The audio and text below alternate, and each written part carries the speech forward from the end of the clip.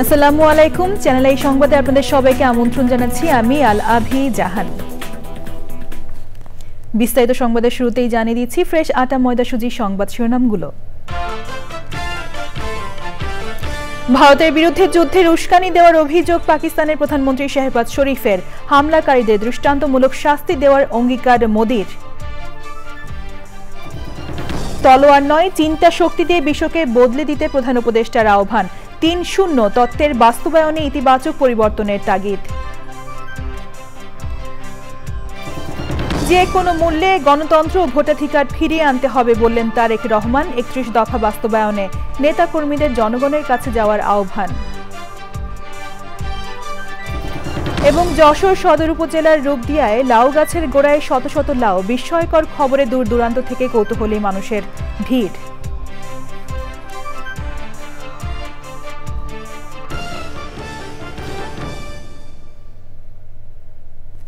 সংবাদ শিরোনামগুলো জানাচ্ছিলাম। এখনকার এই সংবাদ আয়োজন একই সঙ্গে চ্যানেল আই এর ইউটিউব চ্যানেলে এবং চ্যানেল আই এর ওটিটি প্ল্যাটফর্ম আই স্ক্রিনে লাইভ স্ট্রিম হচ্ছে। এবার বিস্তারিত। কাশ্মীরের পেহেলগামে পর্যটকদের ওপর হামলার পর পাল্টাপাল্টি পদক্ষেপে ভারত ও পাকিস্তানের মধ্যে উত্তেজনা চূড়ান্ত রূপ নিয়েছে। ভারতের আগেই নেওয়া বিভিন্ন পদক্ষেপের জবাবে ভিসা, বাণিজ্য ও আকাশসীমা নিয়ে নিষেধাজ্ঞা আরোপ করেছে পাকিস্তান। ভারতের বিরুদ্ধে যুদ্ধের উস্কানি দেওয়ার অভিযোগ করেছেন পাকিস্তানের প্রধানমন্ত্রী শেহবাজ শরীফ। হামলাকারীদের খুঁজে বের করে দৃষ্টান্তমূলক শাস্তি দেওয়ার কথা বলেছেন ভারতের প্রধানমন্ত্রী নরেন্দ্র মোদি। নাফিস ইফতেখারের রিপোর্ট। কাশ্মীরের পেহেলগাম হামলার জবাবে পাকিস্তানের বিরুদ্ধে বেশ কিছু পদক্ষেপ নিয়েছিল দিল্লি। এরই জেরে পাকিস্তানও কড়া অবস্থানে গিয়ে ভারতের সাথে ভিসা, বাণিজ্য, আকাশসীমা থেকে শুরু করে কূটনৈতিক ইস্যুতে বেশ কিছু পাল্টা সিদ্ধান্ত নিয়েছে। পাকিস্তানের জাতীয় নিরাপত্তা কমিটির বৈঠকে সিদ্ধান্ত হয় দেশটি ভারতের সঙ্গে সব ধরনের বাণিজ্য বন্ধ করে দেবে। ভারতীয় বিমানের জন্য পাকিস্তানের আকাশসীমা বন্ধ করে দেওয়া হয়েছে।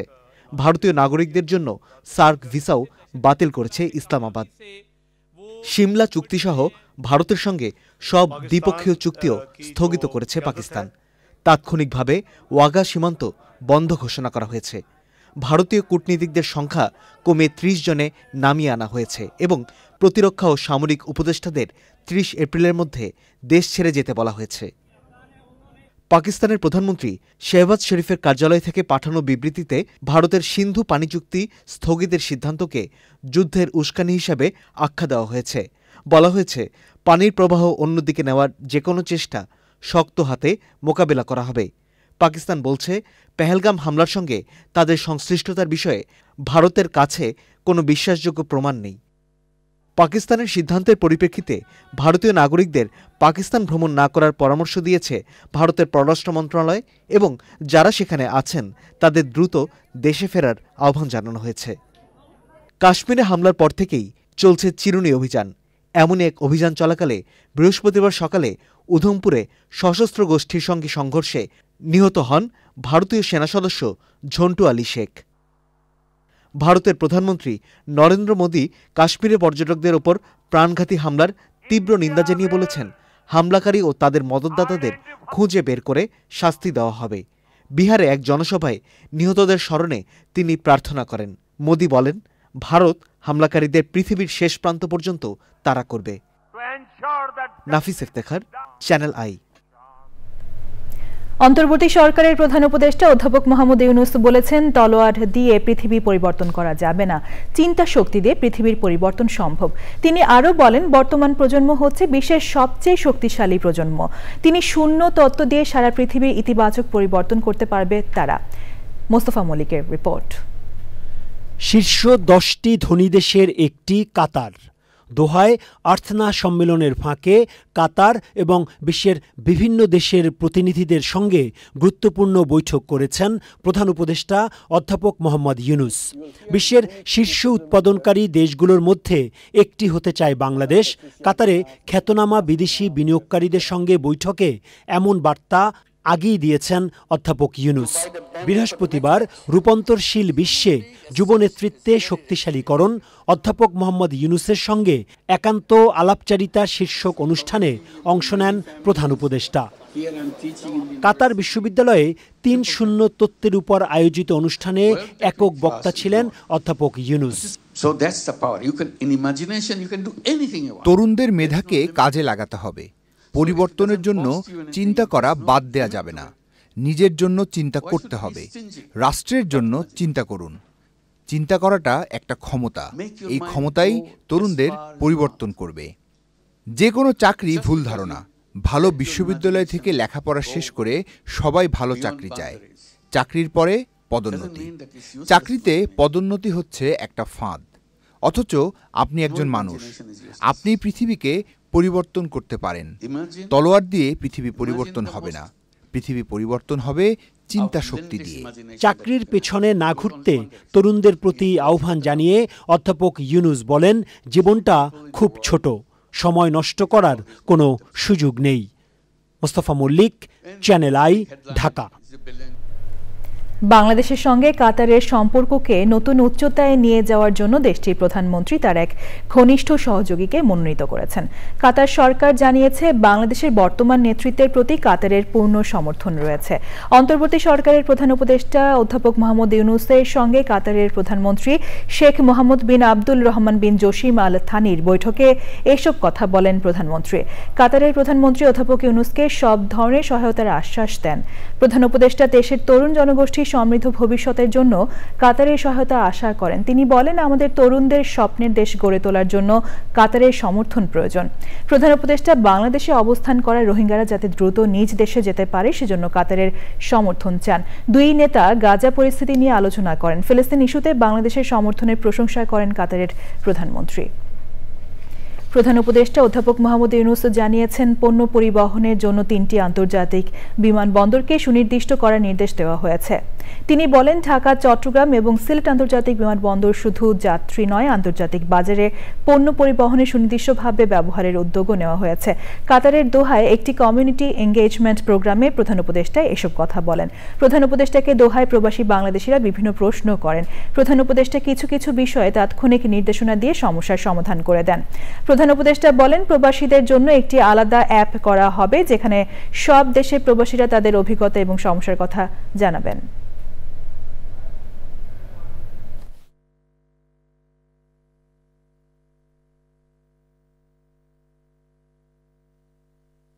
যেহেতু আমাদের বহু মাল আসবে এখন, আমরা যেহেতু অর্থনীতিকে সচল করেছি, আরো উদ্যোগী করেছি, এগুলো যেন সরাসরি আমরা পাঠাতে পারি। শুধু ঢাকা বিমানবন্দর না, আমরা সিলেট বিমানবন্দরটাকে আরো এটাকে একেবারে ডেডিকেটেড করা হবে, যে মাল পরিবহনের দায়িত্ব, বড় দায়িত্ব, তারপর প্যাসেঞ্জারের দায়িত্ব। 1 নম্বর দায়িত্ব হলো মাল পরিবহন। চট্টগ্রামকেও সেটা করা হচ্ছে, যে ওখানে মাল পরিবহনটুকু আগে প্যাসেঞ্জার নিয়ে ব্যস্ত, মালের দিকে খেয়াল করতো না। এটা যেন এটা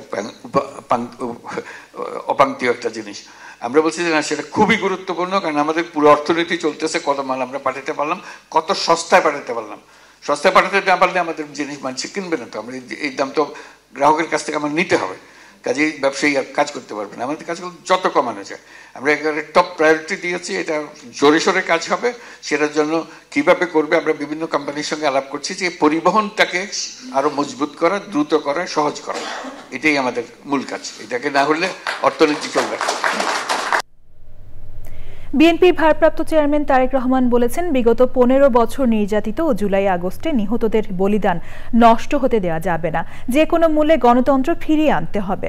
রংপুর বিভাগের বিএনপির প্রশিক্ষণ কর্মশালায় ভার্চুয়ালি যুক্ত হয়ে তিনি বলেন, 31 দফা বাস্তবায়ন করতে হলে, ভোট বাড়াতে হলে জনগণের কাছে যেতে হবে। রাহুল রায়ের রিপোর্ট।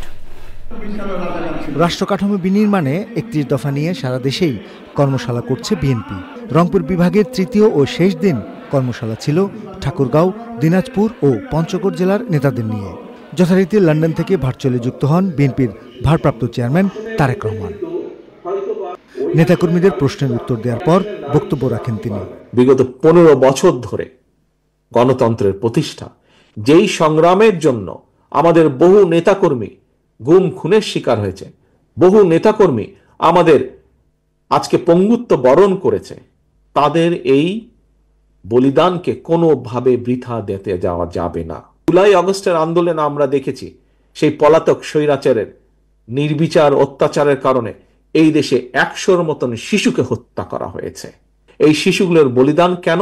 শুধুমাত্র গণতন্ত্র প্রতিষ্ঠার জন্য। বাংলাদেশে যে কোনো মূল্যে গণতন্ত্র প্রতিষ্ঠিত হতে হবে। বাংলাদেশে যে কোনো মূল্যে মানুষের ভোটের অধিকারকে প্রতিষ্ঠিত করতে হবে। যে কোনো মূল্যে জনগণের পাশে থাকতে নেতাকর্মীদের নির্দেশ দেন বিএনপির ভারপ্রাপ্ত চেয়ারম্যান। ভোট যদি আপনার পক্ষে আনতে হয়, আপনাকে জনগণের কাছে যেতে হবে। আপনাকে যদি জয়ী হতে হয়, আপনাকে জনগণের কাছে যেতে হবে। আপনার সংস্কার কার্যক্রমকে যদি আপনার চলমান রাখতে হয়, বাস্তবায়ন করতে হয়, আপনাকে জনগণের কাছে যেতে হবে। অর্থাৎ জনগণ ছাড়া কোনো উপায় নেই আমাদের, এটি মনে রাখতে হবে। আপনি নেতা, জনগণ না থাকলে আপনি নেতা, জনগণ না থাকলে আপনি কিসের নেতা, কেমন নেতা আপনি? তারেক রহমান বলেন, বিএনপি সবসময় সংস্কারকে অগ্রাধিকার দেয়। 31 দফায় রাষ্ট্রের প্রতিটি ক্ষেত্রে সংস্কারের পরিকল্পনা দেওয়া হয়েছে। রাহুল রায়, চ্যানেল আই। যশোর সদর উপজেলার রূপদিয়া গ্রামের স্বপন বিশ্বাসের বাড়িতে গত এক সপ্তাহ ধরে কৌতূহলী মানুষের ভিড় লেগে আছে। দূর দূরান্ত থেকে প্রতিদিনই মানুষজন আসছে বিস্ময়কর এক খবর পেয়ে। লাউ গাছের গোড়ায় ফলেছে শত শত লাউ। নিজ চোখে আশ্চর্য বিষয়টি এক নজর দেখার জন্য অনেকে ছুটে গেছে সেই গ্রামে। বিস্তারিত জানাচ্ছেন শেখ সিরাজ। শীত লাউয়ের মৌসুম শেষ, ফলন শেষে গাছটি মৃতপ্রায়। ঘরের চালে এখনো রয়ে গেছে বীজের জন্য রেখে দেয়া লাউ। সবকিছুই স্বাভাবিক। এর মধ্যেই বাড়ির মালিক লক্ষ্য করলেন অস্বাভাবিকভাবে গাছের গোড়ায় ফলেছে অসংখ্য লাউ। কিন্তু এখন লাউ আছে, দেখেন এই ছোট ছোট হতে আছে, কিন্তু এখন বন্ধ নেই। এইসব ডালটাল কিন্তু এখনো হচ্ছে ওইভাবেই। এই যে এখনো হচ্ছে, এখনো হচ্ছে ওইভাবে। গণেছেন কি কটা হয়েছে? 100-র উপরে। মূল গাছ তো এটাই? মূল গাছ ওইটা। বিচি কি বাজার থেকে কেনা ছিল না? বীজ কিনে চারা বানানো বাড়ি। আচ্ছা, মানে আমার আরো প্রজেক্টটা সেই সব জায়গায় লাগাইছিলাম, এটা এই জায়গায় লাগাইছিলাম। অন্য প্রজেক্টে কি এরকম? না, এরকম হয়নি। সে প্রজেক্ট সব লম্বা লম্বা বড়টাই হয়েছে, কিন্তু এরকম গুড়া হয়নি। হঠাৎ করে এই নিচে এরকম হওয়াটা আসলে আমরা ভেবে এখনো দেখিনি। আপনারা কি এর আগে দেখেছেন এরকম কোনো? এটাই প্রথম। এটা তো স্বাভাবিক লাউ, নরমাল লাউ। বিষয়টি সম্পর্কে জানতে ভিডিও কলের সদর উপজেলার কৃষি কর্মকর্তা এবং উপসহকারী কৃষি কর্মকর্তার সঙ্গে যোগাযোগ করি। তো দুজনই আমার সাথে অনলাইনে আছেন। আমি আপনাদেরকে একটা গাছের গোড়াতে, এই যে আপনি দেখেন, এটা আসলে জেনেটিক্যাল যে বিষয়টা, এটা আসলে গবেষণা না করলে আমরা এই মুহূর্তে বলতে পারছি না। কারণ কি, গোড়ায় যে এভাবে একসাথে এতগুলো সেল ডিভিশন মানে একটা যেভাবে করছে, এটা আসলে নরমালি তো হয় না। আমরা আঞ্চলিক কৃষি গবেষণা কেন্দ্রের মুখ্য বৈজ্ঞানিক কর্মকর্তার সঙ্গেও ভিডিও কলে কথা বলি। আমার কাছেও মানে অস্বাভাবিক লাগতেছে যে এই দৃশ্য আমি জীবনে কখনো দেখি নাই। এটা আমার সাবজেক্ট না, এটা হর্টিকালচারিস্ট যারা লাউ এই যে সবজি বা ফল নিয়ে গবেষণা করে তারা হয়তো দিতে পারবে। না, বিষয়টি সম্পর্কে কেউ কোনো রকম ধারণা দিতে পারছিলেন না। আমরা শরণাপন্ন হই উদ্যানতত্ত্ববিদ মেহেদি মাসুদের। শীতের পরে যখন ফুলগুলো ফুটেছে, উপরের গাছের মাচার উপরে যে ডালপালা ছিল সেগুলো সব শুকিয়ে গেছে। তখন সে বেঁচে থাকার জন্য নিচের গোড়া থেকে সে একসঙ্গে বেশ কিছু শুট বের করে। প্রত্যেকটা শুটে আবার ফুল ফুটেছে। ফুল ফুটার পরে সেগুলো আবার পরাগায়ন হয়ে একত্রে সবগুলো আবার ফল ধরেছে। বিষয়টির বিজ্ঞানসম্মত উত্তর খুঁজতে দুটি লাউয়ের নমুনা আমরা সংগ্রহ করি। কৃষি গবেষণা ইনস্টিটিউটে দেব, তারা এটা পরীক্ষা নিরীক্ষা করে দেখবে আসলে এটা কি, কেন এরকম হয়েছে। হ্যাঁ, সেখান থেকে আমরা হয়তো একটা ব্যাখ্যা, সন্তোষজনক ব্যাখ্যা পেতেও পারি। আপাতত যশোরের চাষরা রূপদিয়া থেকে এই পর্যন্ত। Sheikh Siraj, channel I. এ পর্যায়ে রয়েছে Bangladesh Zimbabwe test cricket series 2025 প্রসঙ্গ।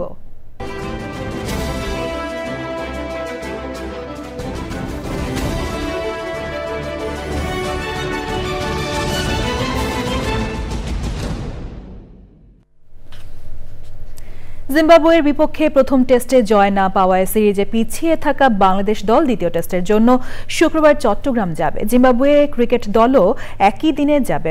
টেস্ট শুরু হবে 28 এপ্রিল সকাল 10টায়। এই টেস্টের জন্য 15 সদস্যের স্কোয়াড ঘোষণা করেছে বিসিবি। দলে এসেছে একাধিক পরিবর্তন। প্রথম টেস্টের স্কোয়াড থেকে বাদ পড়েছেন দুজন। প্রথম টেস্টের স্কোয়াডে থাকলেও একাদশে ঠাঁই না পাওয়া ওপেনার জাকির হাসানের বদলে দলে ফিরেছেন top order batter Enamul Haque বিজয়। ঘরোয়া ক্রিকেটে ধারাবাহিক সাফল্যের জন্য আরও একবার জাতীয় দলে ফিরেছেন বিজয়। ওদিকে পিসিএল খেলতে পাকিস্তান যাচ্ছেন পেসার নাহিদ রানা, তার বদলে প্রথমবার টেস্ট দলের ডাক পেয়েছেন বাঁহাতি স্পিনার তানভীর ইসলাম। দেশের হয়ে 4টি আন্তর্জাতিক টি-20 ম্যাচ খেলার অভিজ্ঞতা রয়েছে 28 বছর বয়সী তানভীর ইসলামের। সময় হলো একটি বিরতি নেওয়ার। বিরতির পর আরও যা থাকছে। বাংলাদেশ শ্রীলঙ্কা 6 ম্যাচের ইউথ ওডিআই সিরিজ শুরু শনিবার হামবান্টোটায় জুনিয়র টাইগারদের অনুশীলন।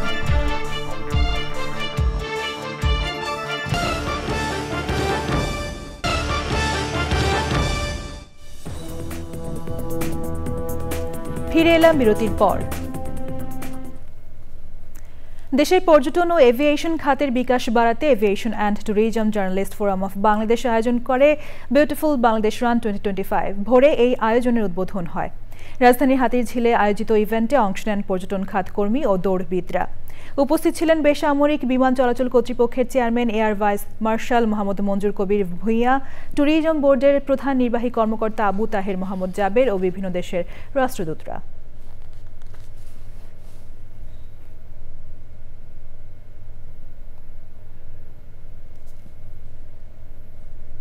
এবার রয়েছে নিটোল ডাটা কৃষি সংবাদ।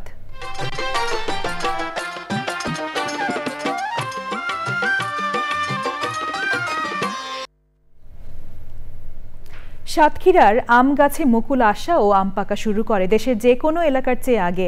আবার বর্ষার আগেই আম পাকায় সে আমের স্বাদও অনেক বেশি, কিন্তু বিপত্তি এই আম বিপণন নিয়ে।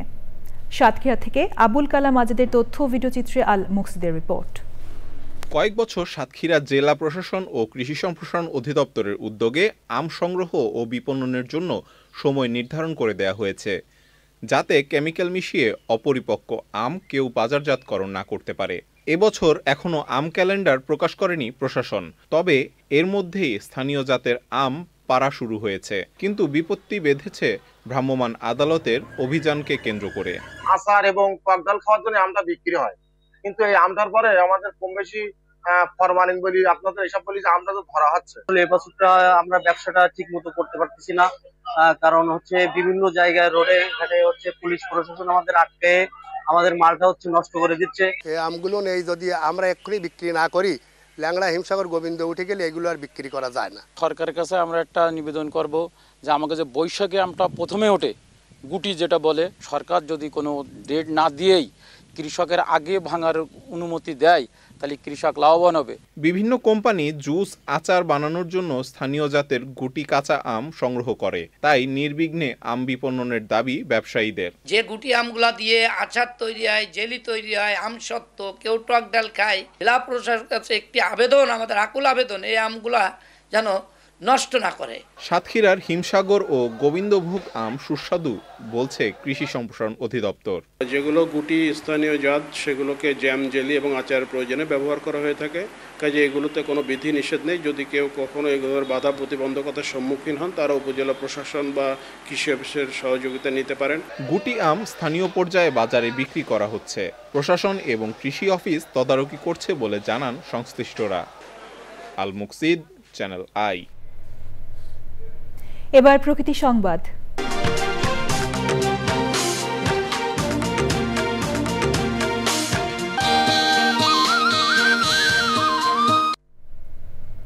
প্রাকৃতিক দুর্যোগ মোকাবেলা ও প্রাণ প্রকৃতি রক্ষার পাশাপাশি অর্থনৈতিকভাবে অবদান রাখছে তাল গাছ। জয়পুরহাটে তাল গাছের রস সংগ্রহে ব্যস্ত গাছিরা, বাড়ছে তালের রসের চাহিদাও। তবে গাছিদের অদক্ষতায় ব্যাহত হচ্ছে পাখির প্রজনন। জীববৈচিত্র্য রক্ষার পাশাপাশি নিরাপদ পদ্ধতিতে রস সংগ্রহের পরামর্শ দিয়েছেন পরিবেশবাদীরা। জয়পুরহাট থেকে শফিউল বাড়ি রাসেলের রিপোর্ট।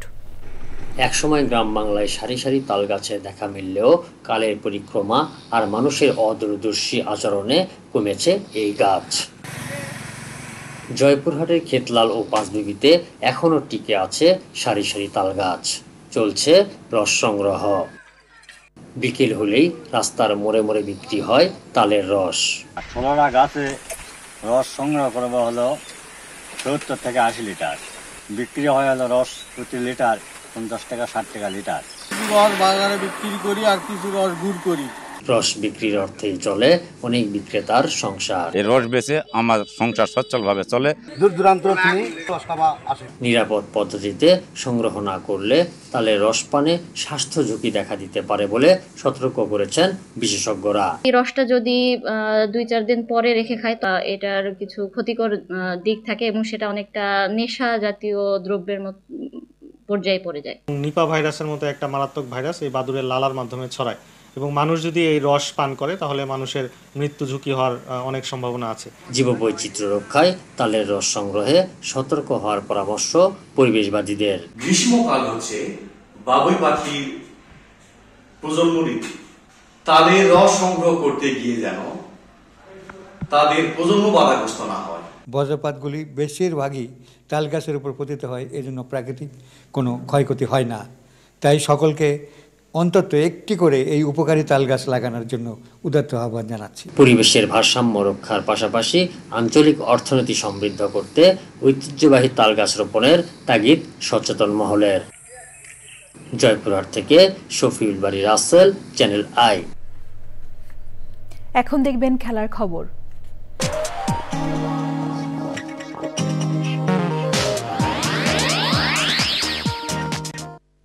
শ্রীলঙ্কার 6 ম্যাচের ইউথ ওডিআই সিরিজ শুরু হচ্ছে শনিবার। ইতোমধ্যে ম্যাচ ভেন্যু হাম্বানটোটায় পৌঁছে অনুশীলনও করেছে বাংলাদেশ যুব দল। হয়েছে সিরিজের ট্রফি উন্মোচন। বাংলাদেশ অনূর্ধ্ব 19 দলকে নেতৃত্ব দিচ্ছেন এশিয়া কাপ জয়ী অধিনায়ক আজিজুল হাকিম। হেড কোচ হিসেবে আছেন নাভিদ নেওয়াজ।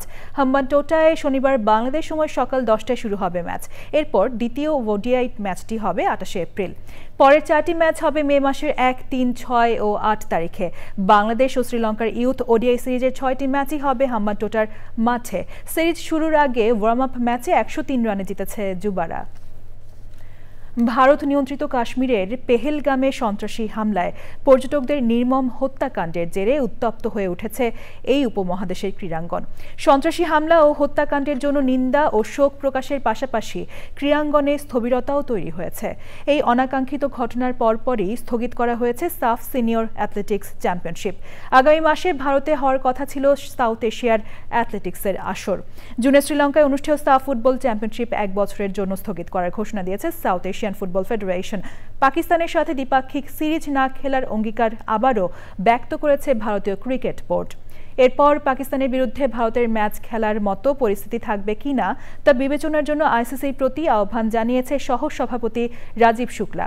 ওদিকে পেহেলগামের ঘটনার নিন্দা জানিয়ে ফেসবুকে পোস্ট দেয়ায় পর এক উগ্রবাদী সংগঠনের কাছ থেকে প্রাণনাশের হুমকি পাওয়ার কথা জানিয়ে থানায় অভিযোগ করেছেন ভারতীয় দলের কোচ ও সাবেক ক্রিকেটার গৌতম গম্ভীর। সবশেষে ফ্রেশ আটা ময়দা সুজি সংবাদ শিরোনামগুলো জানিয়ে দিচ্ছি আরও একবার। ভারতের বিরুদ্ধে যুদ্ধের উস্কানি দেওয়ার অভিযোগ পাকিস্তানের প্রধানমন্ত্রী শেহবাজ শরীফের। হামলাকারীদের দৃষ্টান্তমূলক শাস্তি দেওয়ার অঙ্গীকার মোদির। তলোয়ার নয় চিন্তা শক্তি দিয়ে বিশ্বকে বদলে দিতে প্রধান উপদেষ্টার আহ্বান। ৩-0 তত্ত্বের বাস্তবায়নে ইতিবাচক পরিবর্তনের তাগিদ। যে কোনো মূল্যে গণতন্ত্র ভোটাধিকার ফিরিয়ে আনতে হবে বললেন তারেক রহমান। 31 দফা বাস্তবায়নে নেতাকর্মীদের জনগণের কাছে যাওয়ার আহ্বান। এবং যশোর সদর উপজেলার রূপদিয়ায় লাউ গাছের গোড়ায় শত শত লাউ। বিস্ময়কর খবরে দূর দূরান্ত থেকে কৌতূহলী মানুষের ভিড়।